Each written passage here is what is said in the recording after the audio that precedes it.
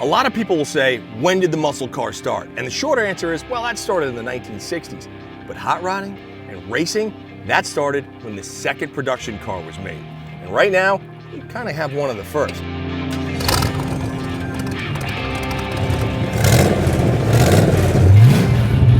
Doesn't get any better than an old school hot rod.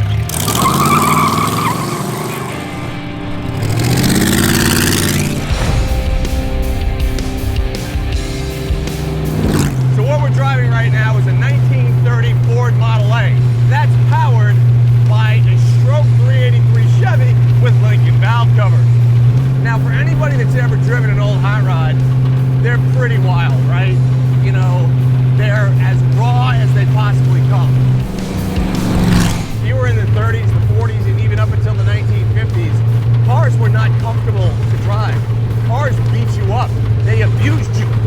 Like that. Oh, Jesus. But for anyone that's looking for a hot rod or that's ever been interested in driving one and or building one, understand what you're getting into.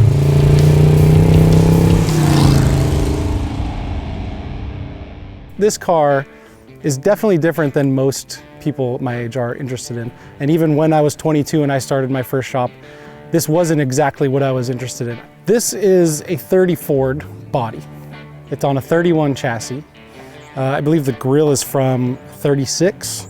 Most of the front end is from, I believe, a 37. It is a Frankenstein car, but I think that's what a hot rod is really now. It's a combination of crazy parts that somehow work together and make the end goal of what you're looking for in a hot rod. You know, what's interesting about Neal is that when you look at him, Neal is a young dude. He's not the guy that you would expect to want one of these, right? He is an amazing technician. And he cut his teeth doing BRZs and BMWs and supercharger kits and things like that. And then all of a sudden, he has this, the antithesis of modern technology, right?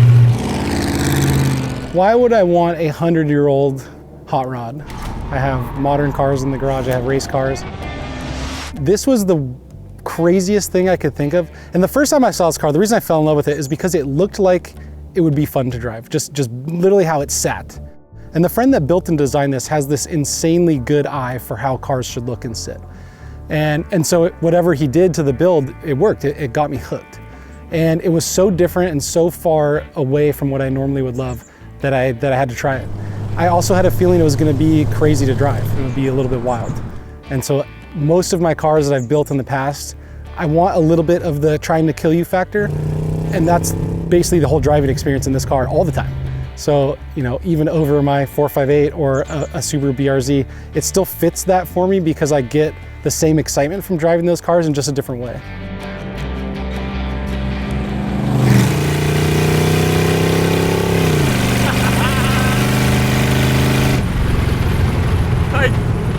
And the car gets up and goes. And I'm not gonna lie, it's sketchy as all hell.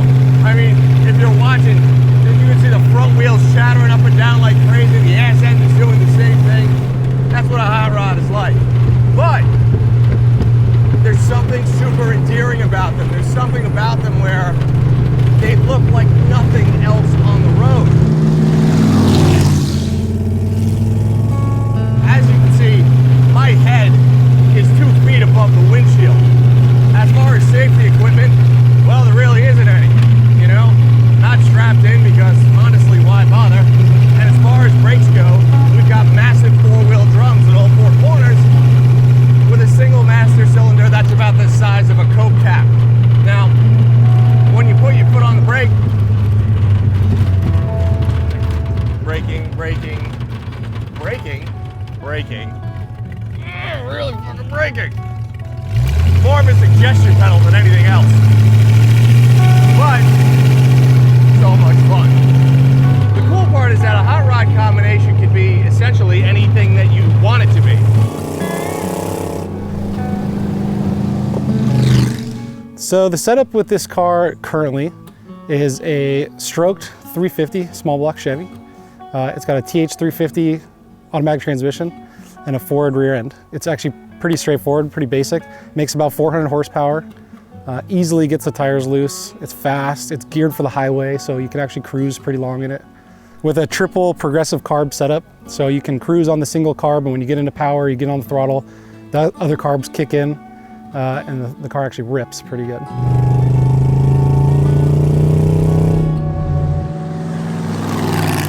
These cars, they're so raw. The wheels, look around. Big old spoke wheels, bias ply tires, like every bump, the thing just hobbles and skips and moves. It's like you will never fall asleep driving this car, ever. The burbles and the pops from the side pipes are outstanding.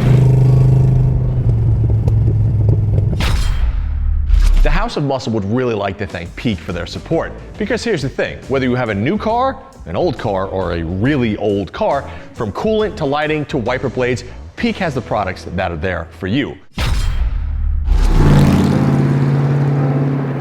You know, you have to understand that when we talk about hot rods like this, we're talking about antiques, right? It's almost 100 years old. This is the definition of antique. Everything, every part on this car that you look at is just, it has an aesthetic to it. The 3 Strombergs up front, the Lincoln valve covers. Hell, even the steering column, there's a wrench that holds the steering column on. It's awesome, and it's so cool, and it's so raw, and yet, just give it the power. And hold on. Hot rods aren't just old cars. They're a powerful expression of the owner's personality and a bold statement of how that owner wants to be portrayed to the outside world. Beneath the surface, these machines blend old school charm and technology that, in some cases, dates back over a century, which means that crafting the perfect hot rod isn't easy. It takes precision, passion, and the mechanical realization to know that making vintage parts work harmoniously with each other, well, that may be a bigger hurdle than you might think. So when my friend and I first talked about me buying this, at first he didn't believe that I wanted it. He thought I was just, you know, lightly interested. And I wanted to convince him that I wanted this car more than anything. And it's why it took so long. You know, it took years and years to make it happen. I had a dream about a tattoo. I called my tattoo guy up and I said, I had this idea for a tattoo. He's a car guy as well. I said, I want this car to be in the tattoo. And what he came up with was this car with this girl.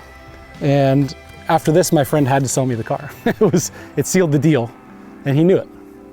So when I took delivery of this car, I had never really closely inspected it, which as a mechanic was probably one of the worst things I could have done, but it was a car that I was already so emotionally attached to, I didn't really care. I just was ready to take it. I wanted to buy it at all costs. It absolutely made me really learn the car and get a lot closer to it because I came from almost completely modern cars. And now I've done everything imaginable on this car.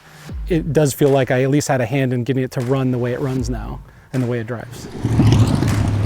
To credit Neal, this thing really does drive well and the reliability is dialed. But is it perfect? Well, no. I mean, the fact is, a firm dose of mental telepathy would probably bring it to a halt quicker than the actual brakes.